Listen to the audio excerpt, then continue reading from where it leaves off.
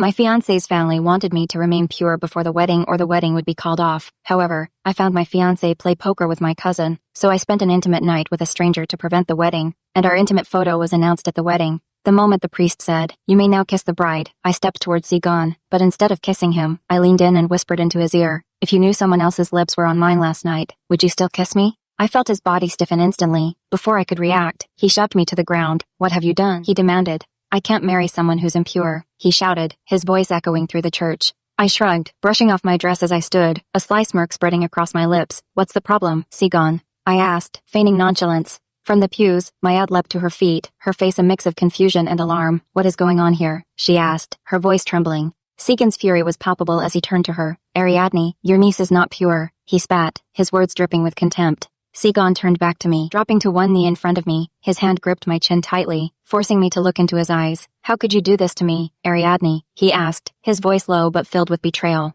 I glared back at him, unflinching. "Because you did it to me," I replied, my tone sharp. "You're nothing but a coward, a hypocrite. Your whole family is." Sigon's jaw clenched as he processed my words. I smirked, leaning in closer, and for the record, he was amazing. A sharp slap cracked across my cheek, snapping my head to the side. "You swore you'd never lay hand on me," I said, my voice barely above a whisper, filled with disbelief. From behind us, my aunt gasped, her composure finally breaking. "No, that's not true." Seated nearby, my cousin Elby clenched her jaw, her thumb grinding against her teeth in frustration. Triumph coursed through me, and I tossed my bouquet into the air, the flowers scattering. Hidden within were photos, which fluttered out and landed in the hands of nearby family members. "Oh dear," I murmured sarcastically, "some of my private photos seem to have leaked." My aunt's trembling hand picked up one of the photos, her eyes widened in horror as she stared at it. You were with this man," she whispered, her voice quaking. "Yes," I replied with a laugh, "and it was the best night of my life." Gasps erupted through the church as the doors suddenly swung open. All heads turned to the tall man standing in the doorway. The quiet confidence in his movements made every guest shrink back, as though his very presence demanded submission.